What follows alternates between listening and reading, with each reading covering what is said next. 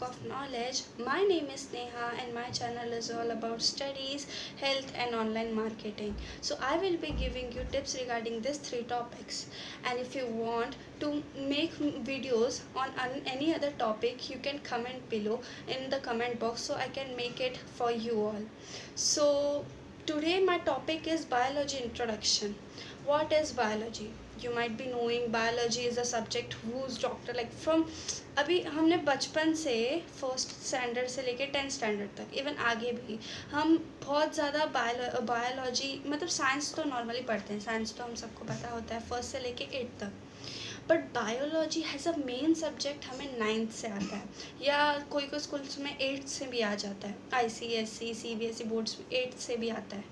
तो 9th से हमें बायोलॉजी का एक पर्टिकुलर सब्जेक्ट होता है. वैसे हमारे 9th और 10th में 2 बुक्स होते हैं, एक फिज़िक्स केमिस्ट्री का और दूसरा बायोलॉजी का. अब आपने कभी सोचा है बायोलॉजी का एकदम डिफरेंट बुक क्यों होता है? एज इफ मैथ्स का बुक होता है. इंजीनियर्स जिनको इंजीनियर बनना होता है ना, वो नॉर्मली मैथ्स ही लेते हैं.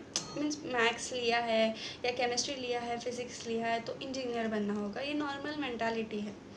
एंड सेकेंड थिंग, अगर आप बायोलॉजी के स्ट्रीम में जाते हो मतलब आपके पास सबसे पहला जो फील्ड आता है सबसे पहला फील्ड जो आपके सामने इंट्रोड्यूस होता है वो है डॉक्टर. अगर आप मेडिकल में जाते हो, आप बायोलॉजी लेते हो, इसका मतलब आपको डॉक्टर बनना है.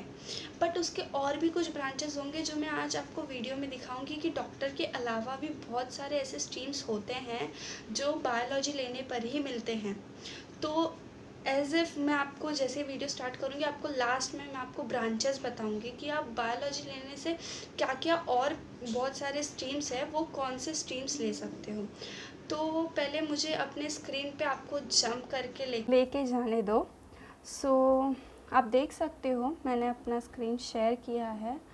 यहाँ पे आप देख सकते हो मैंने अच्छे से लिखा है बायोलॉजी इंट्रोडक्शन. यानी आज मैं आपको पहले ही बता चुकी हूँ कि मैं आपको बायोलॉजी का मीनिंग बताऊँगी सिंपल, और मीनिंग के साथ साथ मैं कुछ और बातें बताने वाली हूँ जैसे मीनिंग ऑफ बायोलॉजी, फिर father of biology, then characteristics of biology, और लास्ट में मैं आपको कुछ पिक्चर्स दिखाने वाली हूँ जिनसे आपको अच्छे से आइडिया आ जाएगा कि इवोल्यूशन, ग्रोथ, ये एग्जैक्टली ये सब है क्या. सो बायोलॉजी इंट्रोडक्शन. अब बायोलॉजी आप सबको पता है, बायो 2 वर्ड से बना है. बायोलॉजी यानी देखो एक बायो और एक लॉजी, बायोलॉजी. सो बायो मतलब क्या होता है? बायो का सिंपल मतलब आप जब देखना चाहोगे तो बायो का एक सिंपल मीनिंग है लिविंग थिंग्स. जहाँ आप लिविंग थिंग्स, और वो लिविंग थिंग्स कुछ भी हो सकता है कुछ भी, प्लांट, एनिमल्स, ह्यूमन बींग्स, जो भी थिंग्स, मतलब ये कैरेक्टरिस्टिक्स जो मैंने आपको यहाँ पे दिखाए हैं ये कैरेक्टरिस्टिक्स शो करते हैं. That means it is a living thing, वो लिविंग थिंग है. और भी इसके साथ और भी बहुत सारे कैटेगरीज हैं, इसके बहुत सारे कैरेक्टरिस्टिक्स है जो आपको दिखाए जाएंगे, बट वो आपको आगे आगे फर्दर स्टडीज़ में आता जाएगा तो वो मैं आपको तब बताऊंगी. अभी के लिए ये सारे इम्पॉर्टेंट कैरेक्टरिस्टिक्स हैं.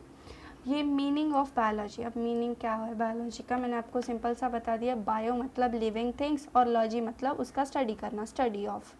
तो लिविंग थिंग्स का स्टडी करना is a simple meaning of biology. Biology, अभी बायोलॉजी, बायो ये वर्ड कहाँ से आया और लॉजी ये वर्ड कहाँ से आया? तो ये दोनों एक ग्रीक वर्ड हैं, ये दोनों एक ग्रीक वर्ड है.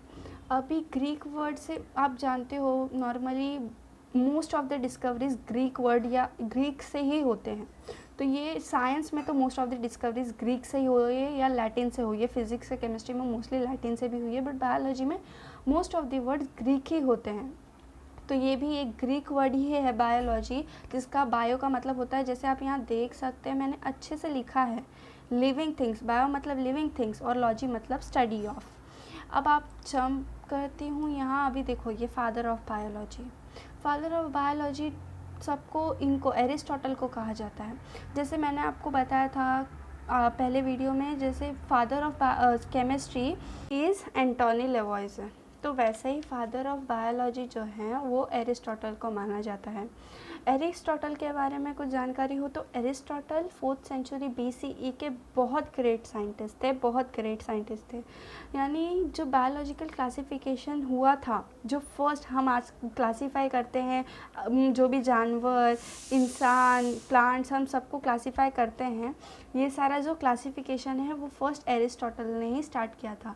ये बहुत ग्रेट साइंटिस्ट थे, इनका कोई कंपैरिजन नहीं है। जैसे फिज़िक्स में ऐसे न्यूटन और केमिस्ट्री में ऐसे बहुत सारे साइंटिस्ट हैं, वैसे ही एरिस्टोटल ने हर पॉसिबल वे से बायोलॉजी को हर तरह से एकदम शेप करने का बहुत उन्हें कंट्रीब्यूशन किया है। सो अब आते हैं कैरेक्टरिस्टिक्स ऑफ बायोलॉजी। अभी कैरेक्टरिस्टिक्स क्या होता है, अगर आप जैसे ये सारे कैरेक्टरिस्टिक्स अगर किसी थिंग में देखते हो, दैट मीन्स वो थिंग लिविंग थिंग है। और ऐसे ही नहीं, इसके जैसे बहुत सारे थिंग होते हैं, बहुत सारे कैरेक्टरिस्टिक्स होते हैं जिनके बेसिस पे आप थिंग्स को या कोई चीज़ को क्लासीफाई कर सकते हो नॉन लिविंग या लिविंग थिंग में। बट वो आपको, जैसे मैंने आपको बताया था, ये स्टडीज़ के हिसाब से आगे आते जाएंगे। अभी के लिए ये सारे इंपॉर्टेंट कैरेक्टरिस्टिक्स हैं जो मैंने यहाँ लिखे हैं। आप देख सकते हो यहाँ 6 इंपॉर्टेंट कैरेक्टरिस्टिक्स हैं जो मैंने यहाँ लिखे हैं। तो फर्स्ट आता है कंपोजिशन। आपको याद हो तो जब मैंने केमिस्ट्री का इंट्रोडक्शन दिया था, उसमें भी जब मैंने स्टडी ऑफ मैटर बताया था तो उसमें भी कंपोजिशन आया था। और उसका मैंने क्या मतलब बताया था, जैसे एक मैंने आपको एग्जांपल दिया था, आप एक घर में हो, अभी आप लॉकडाउन में हो तो आप घर में हो, तो आपके घर में जितनी भी चीज़ें हैं वो सारे आपके कंपोजिशंस हैं, घर के कंपोजिशन हैं। वैसे ही जब आपके बॉडी में भी कितने हार्ट्स है, कितने लिवर्स, ऐसे एक ही हार्ट है, एक ही लिवर है, इंटेस्टाइन्स वगैरह, बहुत सारे इन्यूमरेबल चीज़ें हैं आपके बॉडी में। इवन आपको पता हो आपके बॉडी में ट्रिलियन सेल्स हैं। ट्रिलियन सेल्स मीन्स होता है ना, million, billion, trillion number of cells हैं। यानी अगर आप उनको एक चेन बना के अर्थ का चक्कर लगाओगे ना, तो वो चक्कर भी मतलब 3-4 बार आप लगा सकते हो पूरा, इतने सारे सेल्स हैं आपके बॉडी में। और वही सेल एक बेसिक फंडामेंटल थिंग है, बेसिक यूनिट है जिससे आपका पूरा बॉडी बना है। और ऐसे ही सेल से लीवर पहले सेल से टिश्यू लेवल, ऐसे बहुत सारे लेवल्स हैं, उसके बाद एक ऑर्गन बनता है। और वो सारे जो ऑर्गन्स हैं आपके अंदर, उसे कंपोजिशन कहा जाता है। कंपोजिशन यानी आपके बॉडी में जो भी थिंग्स है। सेकेंड आता है, आप यहाँ देख सकते हो, मेटाबॉलिज्म क्या होता है। मेटाबॉलिज्म एक्चुअली बहुत लोगों को नहीं पता होता है। मेटाबॉलिज्म वो होता है, अभी आप खाना खाते हो, अभी ऐसा है क्या कि सिर्फ खाना ही खाते हो, वो अंदर जाके वैसे ही जमा रहता है, फिर बाद में एकदम अजीब वैसे पेट में आपके पड़ा रहता है, ऐसा कभी हुआ है? नहीं। खाना आपका जाता कहाँ है, आप कभी खाते हो तो वो जब खाते हो आप, तो वो आपके ईसोफेगस के थ्रू पेट में जाता है, और पेट में जाके उसके बहुत सारे बहुत सारे होते हैं सिस्टम्स, और वो सिस्टम्स के बाद उसमें एक केमिकल रिलीज़ होता है, जो केमिकल आपका ब्लड ऑब्जर्व करता है और उससे आपको एनर्जी मिलती है। सो वो सब जो केमिकल प्रोसेसेस हैं वो सारे मेटाबॉलिज्म कहा जाता है। वो सब जो केमिकल के प्रोसेस, अभी मैंने आपको बताया रिप्रोडक्शन, आप सबको पता होगा रिप्रोडक्शन क्या होता है, जैसे थिंग्स होता है जिनसे आपका जनरेशन जो है वो आगे बढ़ता है। ये रिप्रोडक्शन जैसे एक बेसिक सिस्टम है, वैसे ही मेटाबॉलिज्म एक केमिकल सिस्टम है। केमिकल, जो भी केमिकल आपके बॉडी में जितने भी केमिकल के काम होते हैं, जो भी चीज़ होते हैं केमिकल की, वो सारी मेटाबॉलिज्म होती हैं। और थर्ड आता है रिप्रोडक्शन क्या है, आप सभी जानते हैं, मैंने अभी बताया, जनरेशन टू जनरेशन ट्रांसफ़र होता है, उसे रिप्रोडक्शन कहते हैं। नॉन लिविंग थिंग में कभी रिप्रोडक्शन नहीं होता, बट लिविंग थिंग में रिप्रोडक्शन होता है। बट हाँ, ये फंडामेंटल क्वालिटी नहीं है लिविंग थिंग्स की। एज इफ रिप्रोडक्शन, अभी कोई कपल्स होते हैं जो जिनको मतलब they don't want children, so क्या वो मतलब लिविंग थिंग नहीं है? No, absolutely not, because they are living thing but they don't want children, it's a different thing। तो वो इसलिए रिप्रोडक्शन को फंडामेंटल प्रॉपर्टी नहीं कहा जाता है, बट वो एक प्रॉपर्टी है कि वो लिविंग थिंग है तो वो रिप्रोड्यूस कर सकता है। फोर्थ है अडेप्टेशन। अब अडेप्टेशन क्या होता है, चीज़ों को अपने हालातों के तौर पे बदलना, अपने बिहेवियर को हालात के तौर में बदलना, जो भी चीज़ है आप उसको अडेप्ट कर लेते हो, आप उसको अपने आप में मतलब देख लेते हो कि हाँ भाई मुझे इसमें ही रहना है तो मैं इसी में रहूँगा। अभी आप एज ए हॉस्टल में गए, फॉर एग्ज़ाम्पल आप हॉस्टल में गए हो तो आपको पता है कि आपको फ्रेंड सर्कल में ही रहना पड़ेगा, वहाँ आपकी फैमिली नहीं आ सकती, तो आप उसमें अडेप्ट हो जाओगे, आप उसमें चले जाओगे। अडेप्टेशन का मतलब वो होता है। एंड मैंने आपको हॉस्टल का एग्जांपल दिया, तो सो आई होप कि आपको बहुत अच्छे से समझे। फिर फिफ्थ आता है ग्रोथ। ग्रोथ होता है मतलब एक लिविंग थिंग है, उसका ग्रोथ होगा। अभी ये भी फंडामेंटल प्रॉपर्टी नहीं हो सकती, क्यों? ये तो फंडामेंटल, आप बोलोगे कि नहीं ये हो सकती है because living thing he grow करते हैं, नॉन लिविंग थिंग कहाँ ग्रो करते हैं। फॉर एग्जांपल एक क्ले है आपके पास, क्ले का छोटा सा बॉल, तो दूसरा क्ले लाके आप उसमें ऐड किए तो उसकी ग्रोथ हुई, थोड़ा बड़ा ना वो। तो वैसे ही नॉन लिविंग थिंग है ना, बट आप उसको लिविंग थिंग को नहीं कह सकते। तो नॉन लिविंग थिंग और लिविंग थिंग दोनों ग्रोथ करते हैं। सो ये भी फंडामेंटल प्रॉपर्टी नहीं है।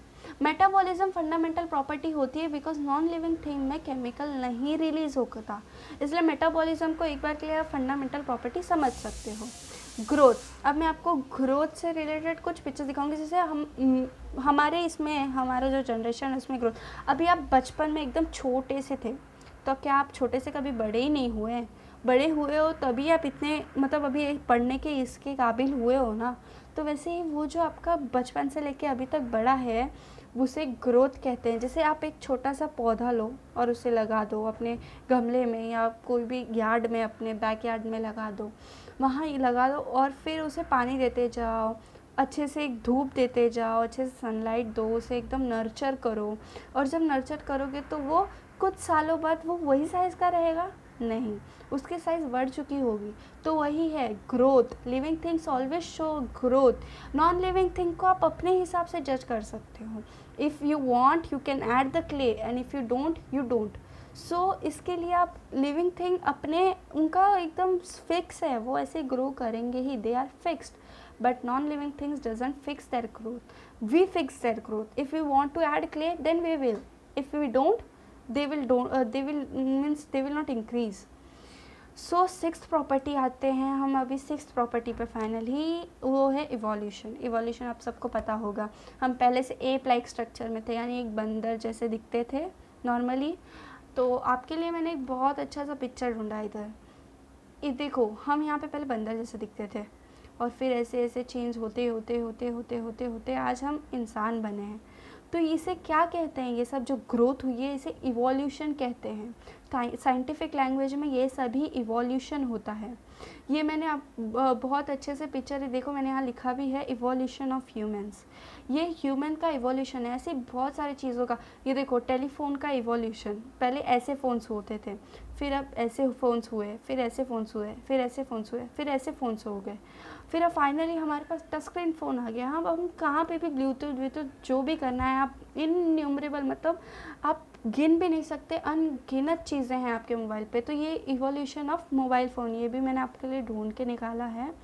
ये एक्चुअली टेलीफोन का इवोल्यूशन है, बिकॉज हमारे पास पहले टेलीफोन ही तो था और उसके बाद मोबाइल आया, राइट। फिर ये आपका हो गया इवोल्यूशन। सो आई होप कि मैंने ये सारे पॉइंट्स आपके क्लियर कर दिए होंगे। एंड आपके पास मैंने आपको एक बोला था कि मैं आपको ब्रांचेस दिखाऊंगी कि डॉक्टर के सिवा और कौन से ब्रांचेस होते हैं बायोलॉजी में।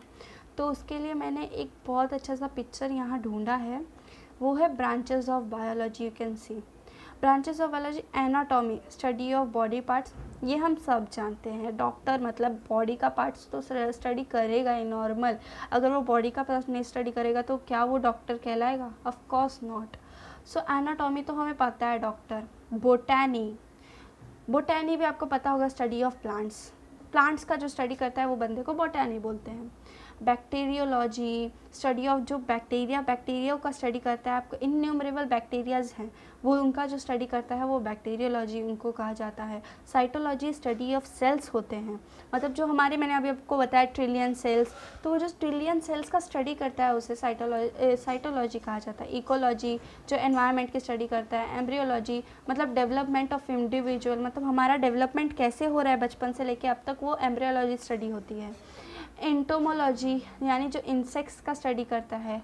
हॉर्टिकल्चर मतलब स्टडी ऑफ ग्रोइंग। अब स्टडी ऑफ ग्रोइंग क्या है, ये थोड़ा नया है। जैसे आपका एक गार्डन है, या आपका एक कोई फार्मर्स का खेत है, अब वो उसमें जैसे जैसे आप बचपन से उसको मतलब नर्चर करते हो और फिर फाइनली आपके साथ वो बड़ा हो जाता है। तो जब वो बड़ा होता है, वो कैसे बड़ा हो रहा है, उसमें क्या चेंजेस हो रहे हैं, वो कौन से केमिकल पाने से बड़ा हो रहा है या किस प्रोसेस से बड़ा हो रहा है, उसका जो स्टडी करता है वो है स्टडी हॉर्टिकल्चर वाले। और इम्यूनोलॉजी, आजकल कोरोना का टाइम चल रहा है, सो सब आप देख रहे होंगे न्यूज़ में सब बोल रहे हैं इम्यून सिस्टम स्ट्रांग चाहिए, इम्यून सिस्टम स्ट्रांग चाहिए। जो आपके इम्यून सिस्टम का स्टडी करता है उसे कहा जाता है इम्यूनोलॉजी, उसे इम्यूनोलॉजी। तो आप देख सकते हैं इतने सारे ब्रांचेस, और इतने ही नहीं और भी बहुत सारे ब्रांचेस हैं अगर आप बायोलॉजी लेते हैं तो। सो आपको अगर अच्छा लगा हो ये वीडियो तो please like, subscribe and share करें। और आपको मैंने जैसे बताया था, अगर आपको और वीडियोस चाहिए तो आप मुझे कमेंट कर सकते हैं। So thanks for watching my channel. Bye bye.